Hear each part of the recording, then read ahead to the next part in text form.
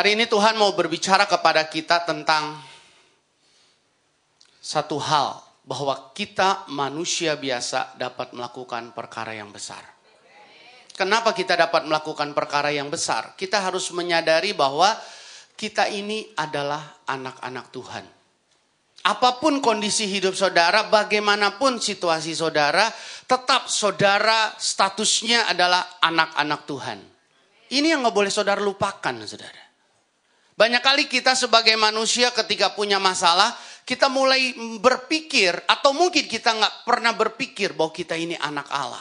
Kita berpikir kita anak manusia, status di masyarakat saya orang sederhana, orang miskin. Atau saya di status masyarakat, saya orang yang tidak bisa berbuat apa-apa. Saudara, buang pola pikir itu karena apa?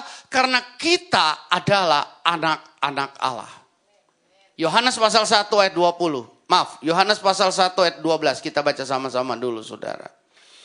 Saudara, ayat ini adalah ayat yang sangat-sangat meneguhkan hati saya ketika saya menghadapi banyak-banyak masalah.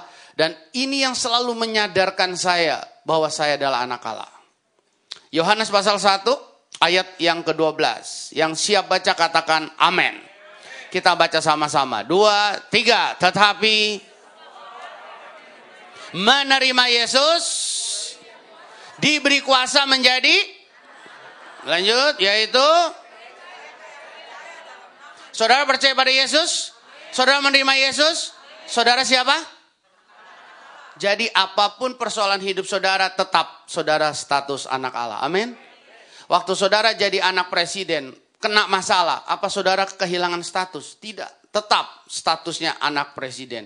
Waktu anak presiden flu, sakit, tetap statusnya anak presiden. Jadi saudaraku, jangan saudara turunkan atau mengurangi kedudukanmu sebagai anak Allah ketika engkau menghadapi persoalan. Ingat bahwa kita ini anak Allah. Lihat teman kiri kananmu, muka-muka anak-anak Allah. Lihat. Ceria, amin. Jadi kita tuh harus selalu sadar bahwa kita ini anak Allah, saudara. Nah sekarang bagaimana anak Allah mensikapi segala tantangan dalam hidup ini?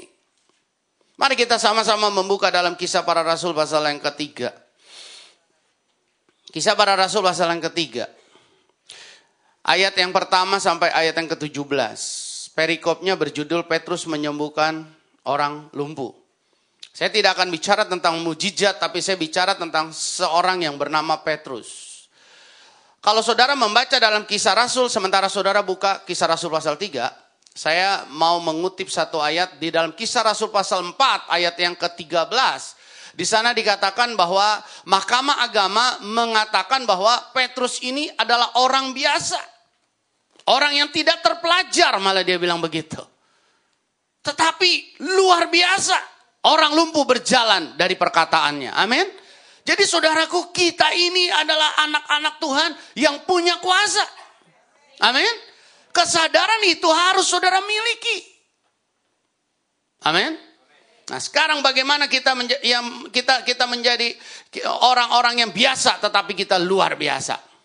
Kita sama-sama membacanya Kisah Para Rasul pasal pertama ayat 1 sampai 7. Yang siap baca katakan amin.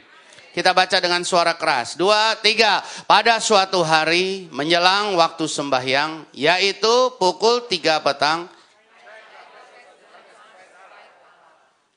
Di situ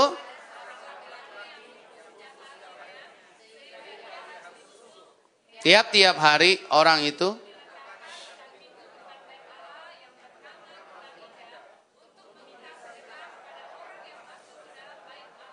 ketika orang itu melihat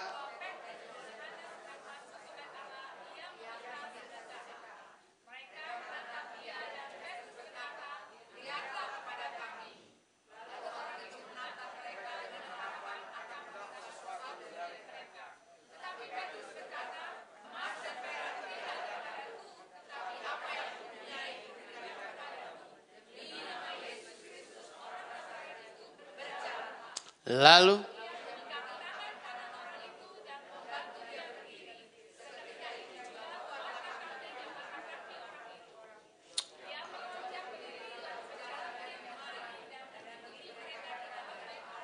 ya, sampai ayat 8 saja saudara. Ya, nah saudaraku, Petrus orang biasa menjadi orang yang luar biasa. Karena apa? Karena dia anak Allah, dia memiliki kuasa. Nah, ini yang harus kita sadari setiap hari, setiap waktu, setiap detik, saudara. Masalah seberat apapun atau sekecil apapun, tetap status kita anak Allah yang berkuasa. Amin. Nah, bagaimana kita bisa menjadi orang yang biasa tapi menjadi orang yang luar biasa? Yang pertama, saudara, kita harus memiliki satu prinsip, rajin sembahyang. Amin. Amin. Rajin sembahyang. Lihat firman Allah memberitahu kepada kita tiap-tiap jam 3 petang. Petrus pergi ke bait Allah untuk sembahyang. Ini yang harus ada dalam diri kita, saudara. Sebab Alkitab katakan doa orang yang benar, saudara orang benar, bila dengan yakin didoakan sangat besar kuasanya. Itu ayat bukan hanya kita ingat, kita hafal, saudara. Tapi kita akan alami kuasa itu jika kita berdoa. Karena apa? Syaratnya orang benar. Kita kan sudah dibenarkan karena iman di dalam Yesus Kristus. Jadi saudaraku, orang Kristen, anak-anak Tuhan, jangan tinggalkan sewaktu sembahyang. Karena waktu saudara tinggalkan jam doamu, maka engkau menjadi orang yang biasa. Tapi waktu engkau berdoa, maka engkau menjadi orang yang luar biasa. Nah, ini yang harus ada dalam diri kita, saudara. Saudara harus memiliki sebuah prinsip bahwa saudara harus berdoa. Amin. Nah, pertanyaannya bagaimana saya bisa berdoa? Kuncinya hanya satu. Jadikanlah doa sebagai kebutuhan hidup saudara. Jadikanlah doa sebagai kebutuhan hidup saudara. Jangan saudara jadikan doa sebagai kewajibanmu. Kalau saudara berkata doa adalah kewajiban orang percaya, maka suatu hari saudara akan berdoa dan terpaksa. Kalau saudara berkata doa adalah kebiasaan orang percaya, maka suatu hari saudara akan bosan berdoa.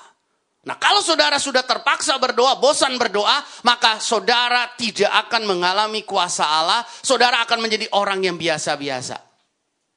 Nah, kalau saudara menjadi orang biasa-biasa, ya mudah sekali jadi khawatir, takut dalam menghadapi tantangan. Karena apa? Saudara tidak memakai kekuatan yang Allah sudah berikan kepada saudara. Kekuatan itu, kuasa itu adalah waktu saudara berdoa, kuasa itu akan bekerja. Amin. Itu yang harus kita sadari dalam hidup ini. Jadikanlah doa sebagai kebutuhan hidup saudara. Maka saudara akan dapat melakukan yang namanya doa itu dengan luar biasa. Apa bedanya kebutuhan, kebiasaan, dan kewajiban? Saya mau tanya sama saudara. Menurut saudara, saudara makan kewajiban apa kebutuhan? Kebutuhan. Kalau saudara hari ini berkata, ya gua wajib makan. Hati-hati, sebentar lagi saudara akan masuk rumah sakit. Tapi kalau saudara berkata, makan adalah kebutuhan. Pagi-pagi bangun tidur saja sudah, cacing sudah minta, saudara ya. Sudah minta. Ntar jam 11, jam 12. Makanya saya berpikir saya harus berkhotbah cepat-cepat supaya sebelum jam 12. Kalau saudara lapar, repot saudara ya. Saudara akan mudah dengar suara cacing daripada suara Tuhan. Nah saudaraku, kebutuhan, perut sudah minta, saudara. Sore juga begitu, jam 5, jam 6 perut sudah minta. Sudah jadi kebutuhan, bukan kewajiban. Waktu masih kecil, oke lah. Makan kita bisa jadikan kewajiban. Ada satu teman saya, saudara. Anaknya makan jam 7, selesai jam 9. Mamanya banyak makan, tapi mamanya tetap ceking. Kenapa? Waktu nyuapin anaknya sebentar lari ke rumah, sebentar lari ke lapangan, sebentar lari ke rumah, sebentar lari ke lapangan. Emaknya dengan bawa piring ngejar anaknya, saudara. Akhirnya emaknya gemuk, tapi tetap kurus. Makan banyak, tapi tetap kurus. Kenapa? Karena seperti itu. Anak kecil, makan adalah kewajiban. Mandi menurut saudara kebutuhan apa kewajiban? Yang jawab separuh, berarti masih ada yang kewajiban. Lihat teman kiri kananmu bilang, gue sudah mandi hari ini, amin. Saudara, saya masih kecil berpikir mandi itu kewajiban. Jadi di suatu hari saya, waktu sore hari, waktu mata saya belum rusak, saudara, belum buta, saya suka main kelereng. Tahu kelereng, saudara? Yang tahu cuma 3. Gundu. Gundu tahu? Orang Jawa bilang setin. Ya, gundu lah ya, kita Betawi kan ya. Nah, saya main gundu saudara. Mama saya teriak jam 4 sore, Weling mandi. Waduh, SP1 saudara. Tapi saya masih main. 4:30 dia teriak lagi, pulang gak lo? Saya masih main saudara. SP2 saudara. Jam 5 dia gak teriak lagi, dia gak panggil lagi. Dia bawa sapu lidi, dia pecut paha saya. Cetret. Saya masuk ke kamar mandi. Saya kunci kamar mandi. Untuk apa? Menghindar dari sapu lidi. Tapi di kamar mandi saya mikir, kenapa sih kita harus mandi? Tadi pagi sudah mandi, sore kok mesti mandi lagi? Bukankah tiap hari kalau mandi 2 kali, 3 kali, gosok daki terus kulit jadi tipis? Ya kan? Loh, tiap pagi mandi gosok daki, sore mandi gosok daki. Gosok terus kan lama-lama kulit tipis. Apalagi pakai pakai batu apung lagi kan? Pakai batu apung saudara. Jadi gosoknya pakai batu apung saudara. Tambah tipis tuh kulit. Lihat teman kiri kananmu yang lehernya agak tipis kulitnya. Saya berpikir kenapa kita mesti mandi. Maka tapi setelah saya jadi remaja, apalagi sudah mulai ya namanya walaupun mata buta tetap aja atau genit ada saudara ya. Waktu sudah kenal perempuan, rasanya kalau nggak mandi itu nggak enak saudara. Udah mandi juga masih diketek, masih pakai paspes saudara ya. Ya jadi begitu saudara. Sudah menjadi kebutuhan. Jadi doa kalau saudara jadikan sebuah kebutuhan dalam hidup saudara, maka saudara dapat melakukan itu dengan sukacita. Dan kalau saudara dapat melakukan doa dan doa ini menjadi kebutuhan hidup saudara, maka saudara akan melihat hari lepas hari saudara akan alami kuasa Allah bekerja. Apalagi ada satu istilah yang sering dipakai oleh pendeta saudara ya. Dikatakan doa adalah napas kehidupan. Orang percaya. Siapa di sini yang gak butuh napas? Lihat teman kiri kananmu yang masih bernapas. Yakinkan, bilang kamu masih bernapas enggak? Amin. Orang bernapas. Napas kebutuhan saudara. Dan kalau dia bernapas berarti dia hidup. Kalau dia tidak bernapas dia tidak hidup. Kenapa orang Kristen gampang mengikuti arus? Karena dia tidak bernapas, karena dia tidak berdoa, dia tidak hidup. Lihat saudara, ikan yang hidup dapat lawan arus, tapi ikan yang ngambang, dia ikut arus, karena apa? Dia mati. Lihat teman kiri kananmu, bilang jangan ngambang. Amin. Kalau kita hidup, kita nggak akan ngambang saudara. Kita dapat lawan arus. Tapi kalau kita sudah mati, kita akan ngambang. Kenapa kita mati? Karena kita nggak bernapas. Kenapa kita nggak bernapas? Kita nggak berdoa. Amin. Jadi doa adalah kebutuhan hidup kita. Dan Tuhan mengajarkan kita berdoa kapan saja.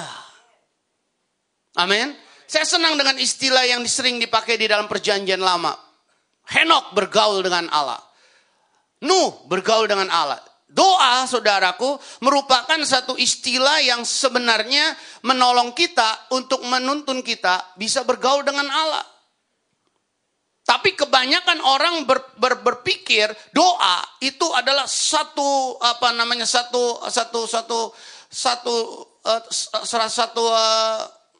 liturgi atau satu ritual yang harus kita lakukan. Dan itu waktunya hanya pagi dan sore. Tambah makan 3 kali. Jadi 5 kali sehari. Kalau pendeta bilang, ayo saudara jemaat, rajin doa. Ya kalau gitu gue tambah makan aja. Makan 3 kali, sekarang gue makan 5 kali. Jadi doa sehari 7 kali. Pagi malam itu doa, makan 5 kali. Jangan heran kalau orang kayak begini tambah gemuk. Amin. Makan 5 kali. Ya dipikir bagus gitu, tapi keliru saudara. Alkitab katakan doa itu sama dengan bergaul. Tuhan Yesus tidak pernah mengajari kapan saja kita perlu berdoa. Karena Tuhan Yesus mengingatkan kita bahwa kita berdoa sama dengan kita bergaul dengan Allah. Nah kalau kita bergaul dengan Allah, berarti kapan saja kita bisa ngobrol dengan Allah. Sama seperti seorang bapak dan anak. Sama seperti seorang ibu dengan anak. Sama seperti kita sama suami, sesama istri, sama suami kita berdoa. Kita bisa ngobrol kapan saja. Nah itu yang Tuhan mau saudara. Kita harus bergaul dengan Allah. Amin. Amin. Kalau kita mau menjadi orang biasa tapi luar biasa. Jangan lupa untuk berdoa. Waktu engkau berdoa, kuasa Allah bekerja dalam hidup saudara. Saudara berdoa untuk bisnismu, kuasa Allah bekerja untuk bisnismu. Saudara berdoa untuk keluargamu, kuasa Allah bekerja untuk keluargamu. Saudara berdoa untuk setiap persoalan hidupmu, kuasa Allah akan bekerja menyelesaikan semua persoalan hidupmu. Doa, saudara, jadikan sebagai kebutuhan hidup saudara. Amin. Amin. Yang kedua, saudara, prinsip yang kedua yang harus kita punyai adalah kita harus menyadari bahwa kita punya sesuatu yang besar. Saudaraku, kisahnya begini. Ada seorang lumpuh yang dikatakan semenjak dia lahir lumpuh. Kerjaannya jadi pengemis, selalu mengemis di gerbang indah di depan bait Allah. Nah, rupanya saudara, kalau kita lihat gambaran yang ditulis oleh Alkitab, kita bisa menyimpulkan bahwa Petrus dan Yohanes selalu memberikan sedekah ketika mereka masuk ke gerbang atau masuk ke bait Allah. Apa alasannya? Apa buktinya? Buktinya adalah ketika Petrus dan Yohanes akan masuk ke bait Allah, pengemis ini sudah menatap dia. Ya tentunya pengemis ini berpikir, langgananku datang lagi. Kan gitu saudara. Berapa duit hari ini dia mau ngasih? Siapa tahu hari ini aku gak makan nasi padang tapi Pizza Hut. Ya kan begitu saudara. Pemikiran kan selalu maju saudara ya. Saudara bisnis kan maunya cuan terus kan. Ya sehari ini lebih baik dari kemarin, besok lebih baik dari hari ini. Nah, begitu juga pengemis. Tapi entah bagaimana, saya tidak tahu, Alkitab juga mencatat, tapi saya dapat meraba, mungkin saja dompet Petrus ketinggalan di kantor. Atau dompetnya diambil oleh istrinya ketika istrinya pagi itu mau beli sayur, tapi lupa masukkan dompetnya ke celana panjangnya Petrus. Firman Allah singkatnya berkata, ketika pengemis ini menatap Petrus, Petrus berkata dalam ayat yang ke-6. Di sini dikatakan saudara, perhatikan. Tetapi Petrus berkata, emas dan perak tidak ada padaku. Tandanya koma. Tetapi apa yang kupunyai, koma, kuberikan kepadamu. Apa yang dia punya? Demi nama Yesus Kristus orang Nazaret. Berjalanlah. Dia gak punya emas, dia gak punya perak. Kata lain, dia gak punya rupiah, gak punya dolar. Hari ini dia gak bawa duit. Tapi saudara lihat, dia begitu pede sekali. Dia katakan, tetapi apa yang kupunyai, kuberikan. Banyak orang berpikir bahwa orang itu akan menjadi hebat, mempunyai sesuatu yang luar biasa kalau di kantongnya ada uang. Tapi hari ini saudara harus tahu bahwa engkau mempunyai sesuatu yang lebih hebat daripada uang. Amin. Di dalam dirimu ada kuasa yang jauh lebih hebat daripada uang. Uang ini tidak bisa menyembuhkan orang lumpuh. Tapi sesuatu yang dipunyai Petrus dan dipunyai oleh saudara hari ini jauh lebih hebat, lebih dahsyat daripada uang itu. Nah, Petrus berkata, apa yang kupunyai kuberikan. Berarti di dalam dia ada sesuatu yang luar biasa. Petrus anak Tuhan. Saudara juga anak Tuhan.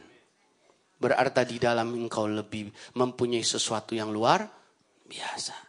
Nah, kalau di dalammu ada sesuatu yang luar biasa, apa sih yang menakutkan hidupmu hari depan? Alkitab katakan, roh yang di dalam engkau lebih besar daripada roh dunia ini.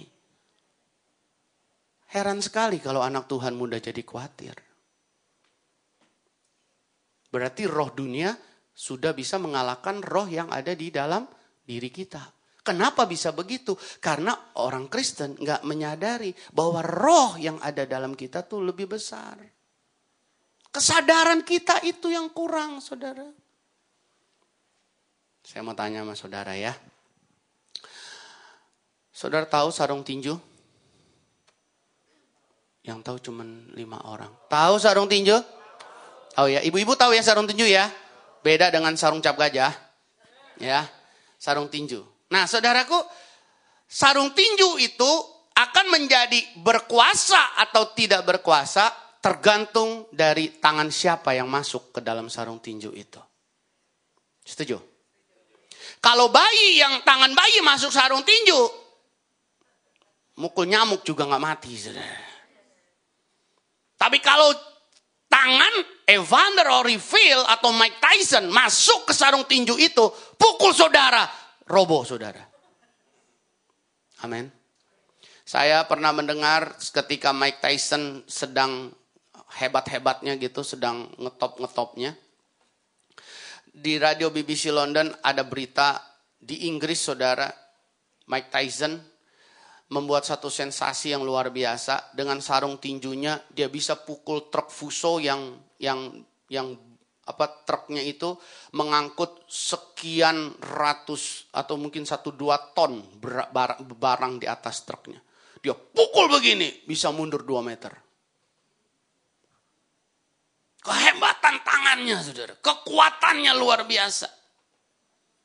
Jadi saudaraku, sarung tinju itu berkuasa atau tidak berkuasa, berkualitas atau tidak berkualitas tergantung dari tangan siapa yang masuk ke sarung tinju itu. Tahu gak sih saudara, di dalam dirimu ada kuasa Allah? Kalau kuasa manusia ada dalam dirimu, engkau memang wajar khawatir, takut, gelisah. Tapi hari ini engkau tahu, di dalam engkau ada sesuatu yang luar biasa.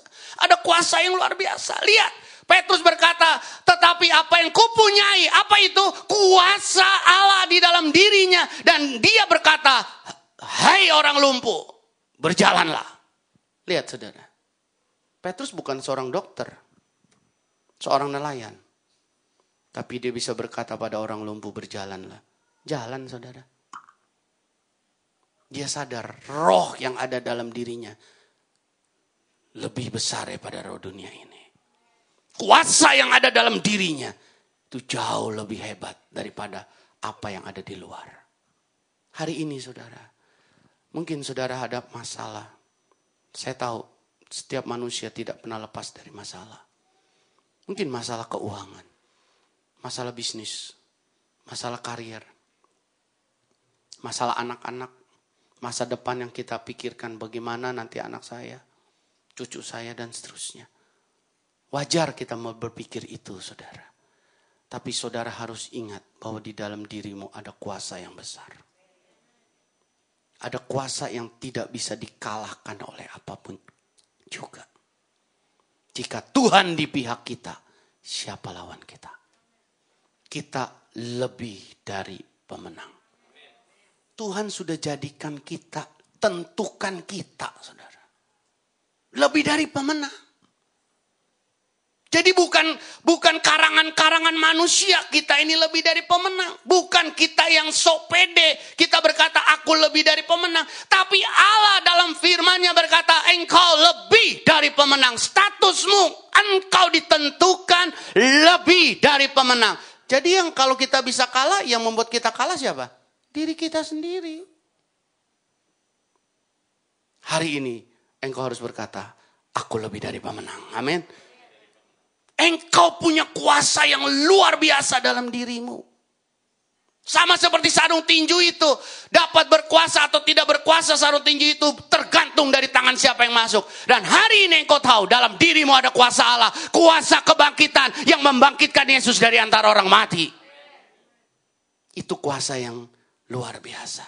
Petrus orang biasa. Dia punya kuasa yang besar. Dia sadar dia punya kuasa yang besar. Sehingga dia bisa melihat orang lumpuh berjalan dari perkataannya. Amin. Amin. Jadi kalau hari ini engkau sedang punya masalah, kau bisa berkata, hai masalah, dalam nama Yesus, kau harus keluar, kau selesai. Amin. Amin. Jika Tuhan di pihak kita, siapa lawan kita?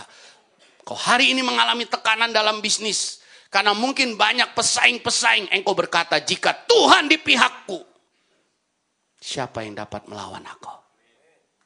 Amin. Ini yang harus kita sadari terus menerus saudara. Yang pertama, sadarilah doamu berkuasa. Untuk itu kita harus punya prinsip. Jadikan doa sebagai kebutuhan hidup kita. Yang kedua, saudara, kau punya sesuatu yang dahsyat. Amin. Jangan mudah dikhawatirkan. Jangan mudah ditakutkan. Itu roh yang lemah, saudara. Roh-roh dunia itu rohnya lemah, saudara. Saudara tidak usah takut. Karena roh dalam engkau lebih besar daripada roh dunia ini. Kau bisa kalahkan itu. Amin. Amin. Bilang pada teman kiri kananmu, kau punya kuasa yang besar. Amin. Bahkan ada satu ayat yang saya mau tanamkan dalam diri saudara. Saya mau tanamkan dalam diri saudara. Markus pasal 16. Yuk kita lihat yuk. Sebelum saya tinggalkan ini. Markus. Kisah para Rasul 3-nya diganjel dulu sama cepet-cengan saudara. Ya habis lebaran saudara ya. Tapi udah tanggal tua juga saudara. Oke. Markus 16 ayat 17. Markus 16, 17. Nanti kita kembali lagi ke kisah Rasul pasal 3. Yang siap baca katakan amin. Kita baca sama-sama. 2, 3. Tanda-tanda ini. Saya mau tanya dulu. Saudara orang percaya? Saudara orang percaya? Tanda apa yang menyertai saudara? Mari kita baca. 2, 3. Mereka. Stop. Siapa yang bisa mengusir setan? Siapa orang percaya? Saya, saudara. Amin. Kita bisa ngusir setan. Pertanyaannya, kapan terakhir saudara ngusir setan? Atau saudara tertawa. Saya balik nanya gini, kapan terakhir saudara diusir setan? Habis saya nanya yang benar, saudara ketawa, saya tanya yang agak miring. Kapan terakhir saudara diusir setan? Minggu lalu diusir setan enggak? Pak, kok saya diusir setan? Iya, sudah siap-siap mau ke gereja, totonya ada aja halangan. Akhirnya tidak ke, lebih suka keragunan lihat monyet daripada lihat Tuhan. Lihat teman kiri kanan mau bilang, mendingan lihat kamu hari ini, amin. Lebih imut, amin. Tapi saudaraku, lihat, Tuhan bilang apa? Tanda-tanda ini menyertai orang percaya. Amin. Yohanes 12. Oh saya nggak mau. Saudara catat aja lah nanti baca di rumah ya. Yohanes 14 ayat 12 dikatakan kita dapat melakukan segala sesuatu yang lebih besar daripada apa yang Yesus pernah lakukan di bumi. Ada juga yang buka ayatnya kayaknya mau tahu. Oke deh buka yuk. Siapa takut? Yohanes 14 ayat 12. Kau sudah baca, saudara aminkan, saudara lakukan. Amin? Oke. Kita baca sama-sama ya. Tapi tunggu, masih ada yang kresek-kresek. Saya tahu itu bukan uang kolektor. Uang kolektor nggak kresek-kresek, pakai kredit kata jadi gesek. Amin? Oke. Yuk kita baca sama-sama. 2, 3.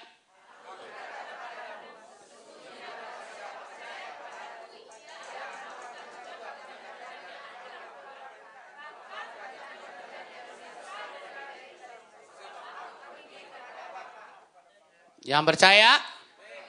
Yang percaya? Hebat ya.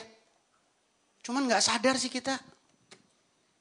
Lihat teman kiri kananmu, bilang sadar dong. Amin. Yesus yang ngomong loh saudara. Bahwa kau bisa melakukan perkara yang besar. Bahkan lebih daripada apa yang dia sudah lakukan selama dia di bumi. Di dalam kita itu sesuatu, ada kuasa yang besar saudara. Yang terakhir, bilang pada teman kiri kananmu, ini yang terakhir. Kan saya bilang sebelum kebutuhan makan itu muncul, selesai saya. Daripada saudara nggak dengar suara Tuhan tapi suara cacing. Ya, kembali kepada kisah para rasul pasal yang ketiga, saudara. Yang pertama, kita harus menjadikan doa sebagai kebutuhan kita. Yang kedua, kita harus menyadari bahwa ada kuasa yang dahsyat dalam diri kita. Ada kuasa yang besar dalam diri kita. Yang ketiga, saudara, kita harus mengandalkan Tuhan dalam hidup kita. Saudara, orang lumpuh ini Setiap harinya dia dapat uang. Mereka sembahyang jam 3, ya paling telat lah jam 4 sudah pulang. Nah, setelah pulang, bubar, tentu bait Allah sepi. Orang lumpuh ini jam 5, ya sama seperti saudara, pulang dari kantor, ya jam 5 dia pulang juga. Sampai di jalanan dia lihat, oh hari ini dapat duit lumayan lah. Kenyataan, walaupun Petrus dan Yohanes nggak kasih, tapi lumayan hari ini. Udah kalau gitu makan McDonald saja, nggak usah Pizza Hut lah. Dia beli McDonald, dia bungkus, dia bawa pulang. Dia beli McDonald dari hasil uang yang dikumpulkan dari sedekah. Sampai di rumah dia mandi, kemudian dia makan, tidur. Besok pagi dia bangun, masih lumpuh. Dia ke WC, mandi, sarapan, kerja lagi, jadi pengemis. Masih lumpuh. Lihat, uang tidak bisa mengubah seseorang. Uang tidak bisa memberi masa depan. Tapi saudara lihat, nama Yesus mengubah seseorang dari lumpuh berjalan, tentunya punya masa depan yang lain. Hari ini saudara punya uang, puji Tuhan. Saudara jadi orang kaya, puji Tuhan.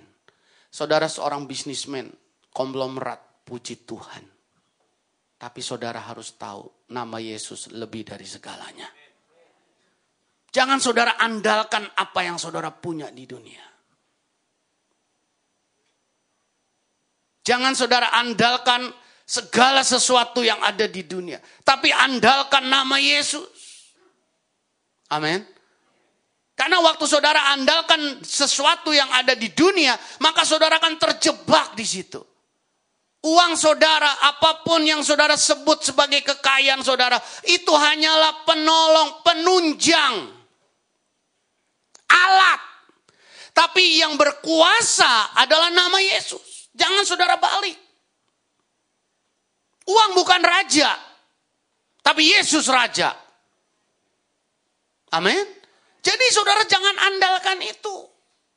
Sebab kalau saudara mulai mengandalkan uang saudara, waktu saudara mengalami kekurangan uang, saudara mulai stres. Kehabisan uang, stres lebih parah. Nggak ada uang, masuk rogol.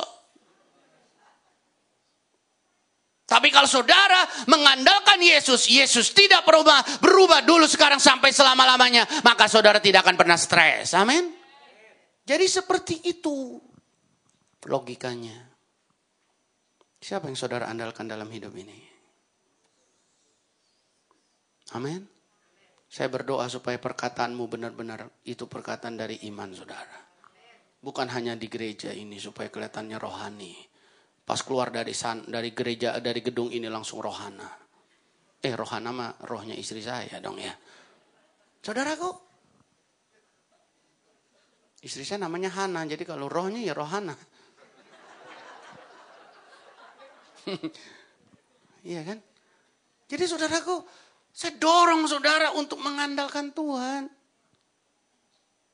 Kuasanya tidak pernah habis. Berkatnya tidak pernah habis. Amin. Andalkan Tuhan. Ekonomi dunia bisa tergoncang. Keuangan dunia bisa kena krisis. Sorga tidak pernah tergoncangkan. Andalkan Tuhan. Maka engkau akan lihat bagaimana engkau orang yang biasa menjadi yang luar biasa. Amin. Mari kita tutup dengan satu ayat. Pemain musik boleh maju ke depan. Pegang alat masing-masing, jangan pegang strum. Yeremia 17. Boleh dibunyiin pianonya. Main di F aja. Atau di D. Nah, kan kayak di TV One, saudara ya. Kan kalau saudara jam 9 malam itu kan sambil wawancara, sambil bunyi piano, saudara. Saudara jangan ketawa, buka Alkitab. Jangan terpesona sama saya lagi syuting di TV One. Yeremia 17 ayat 7. Yang siap baca katakan amin. Yuk kita baca. 2, 3. Diberkatilah. Ulang. Diberkatilah. Berkatnya bagaimana? Ayat 8. Baca. 2, 3.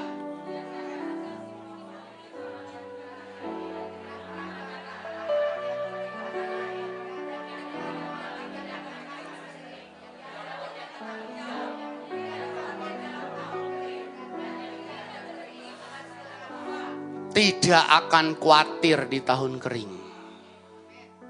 Produktif, berkat mengalir terus. Lihat saudara. Orang yang mengandalkan Tuhan, berkatnya gak berhenti. Amin. Ayat 5. Kita baca yuk. 2, 3.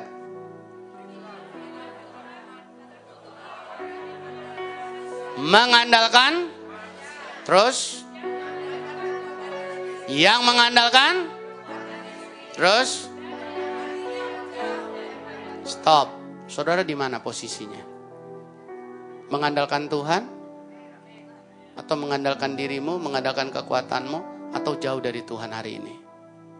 Orang kayak ayat 5. Apa yang terjadi? Ayat 6 saudara. Baca yuk. 6, 2, 3. Yang serius bacanya. Kalau yang hal-hal yang gak ada berkat kok jadi gak serius. Ayo serius. Ayat 6, 2, 3.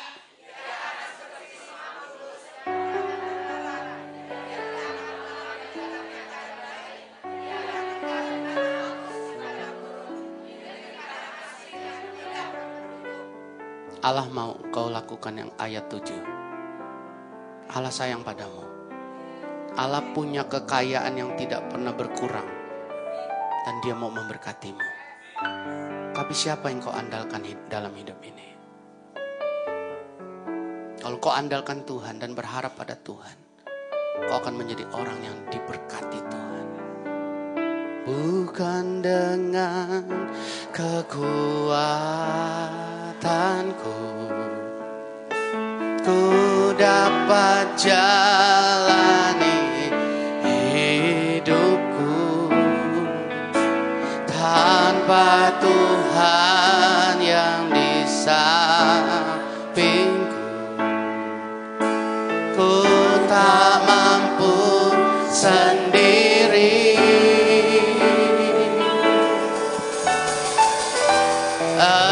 Engkaulah kuatku yang menopangku. Ku pandang wajah-Mu dan berseru, pertolonganku datang dari-Mu. Peganglah tanganku, jangan lepaskan. Kaulah harapan. Mari saya undang bangkit berdiri bersama-sama di hadapan Tuhan. Berdirilah sebagai seorang anak Tuhan yang siap diberkati. Amin. Kan dengan kekuatanku, ku dapat jalani hidupku tanpa Tuhan yang di sampingku. Ku tak mampu sendiri.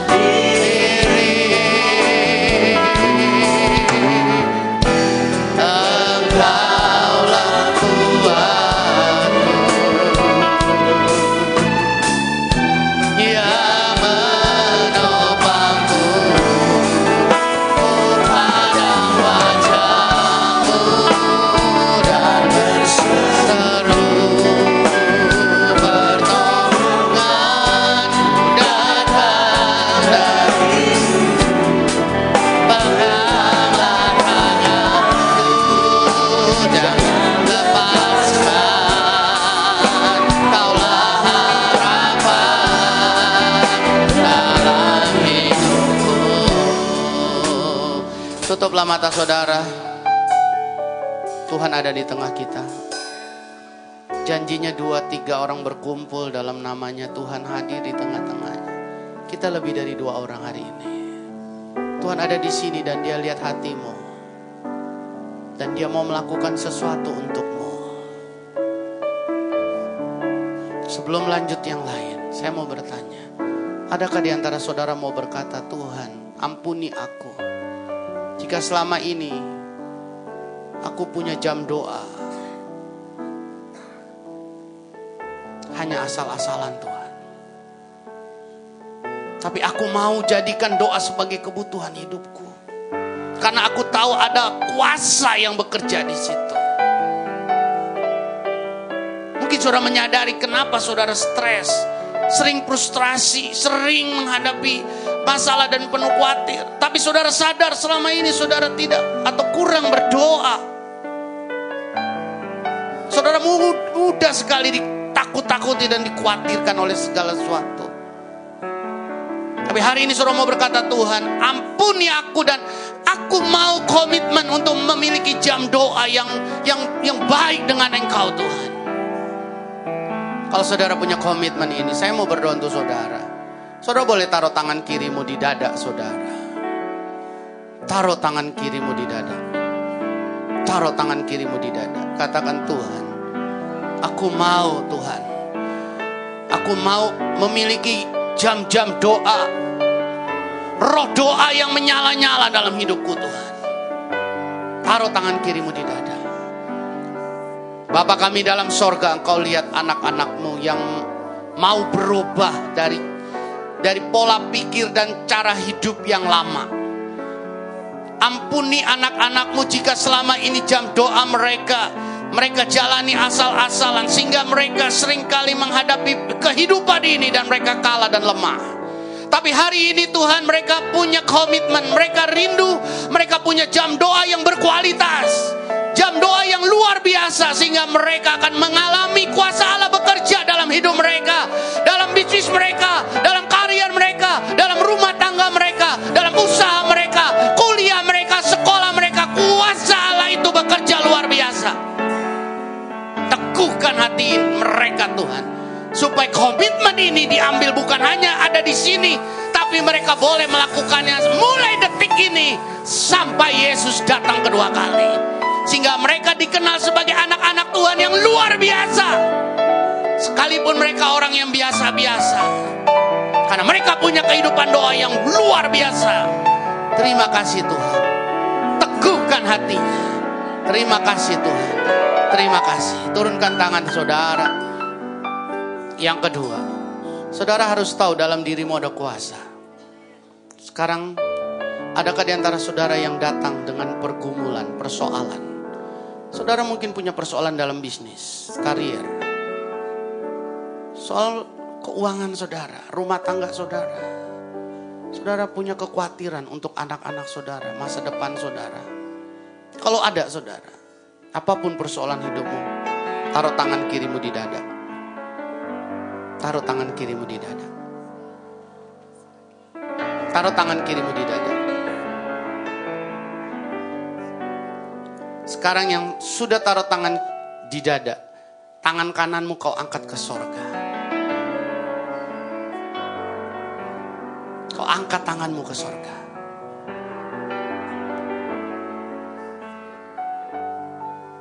Haleluya. Sekarang saudara, Petrus, dia tahu dia punya sesuatu. Hari ini engkau juga tahu engkau punya sesuatu. Apa yang saudara harus lakukan? Kau harus memperkatakan kepada masalahmu. Bilang dalam nama Yesus, aku diberkati Tuhan. Bisnisku diberkati Tuhan. Karierku diberkati Tuhan. Apa yang menjadi kekhawatiranmu, bilang. Kau bilang, kalau engkau khawatir keuangan, bilang, Tuhan, aku tahu engkau berkati aku. Nah, sebentar saya akan ajak saudara untuk hal ini. Tapi sebelum itu, teman-teman seiman, saudara tetap angkat tangan tinggi-tinggi. Teman-teman seiman yang tidak angkat tangan, tolong buka mata. Yang tidak angkat tangan, tolong buka mata. Lihat tolong lihat teman di kiri kananmu. Kalau ada teman di kiri kanan, di samping, di belakang, ada yang angkat tangan, saudara, saya mau. Saudara bisa taruh tanganmu di pundak mereka saja. Kalau saudara perlu balik badan gak apa-apa, taruh tanganmu di pundak mereka. Kita mau berdoa sama-sama untuk mereka. Kita mau doa sama-sama. Kita satu keluarga, saudara. Lihat, mungkin gak semua bisa terlayani karena yang angkat tangan lebih dari separuh, saudara. Tapi yang bisa saja taruh tanganmu. Dan saya mau saudaraku, bagi teman-teman, bagi saudara seiman yang angkat tangan, ingat, ada kuasa yang besar dalam dirimu. Waktu engkau berkata seperti Petrus berkata, "Hei orang lumpuh, berjalan," maka berjalan, saudara. Nah, engkau harus memperkatakan sesuatu untuk masalah yang engkau sedang alami. Kalau bisnismu sedang terganggu, engkau bilang, "Dalam nama Yesus, bisnisku akan dipulihkan, akan diubahkan. Berkat-berkat akan mengalir, target-target akan tercapai." Dan sebagainya. Terobosan-terobosan baru akan ada. Order-order baru akan datang dan seterusnya. Sudah mulai memberkati. Kalau itu rumah tanggamu, engkau berkata, "Aku memberkati istriku, aku memberkati anakku. Anakku akan punya masa depan. Anakku akan sekolah dan dia akan berhasil." Dan seterusnya. Saudara, sekarang saya mau saudara mulai berkata-kata itu untuk setiap persoalan saudara. Urramayarala dalabasakara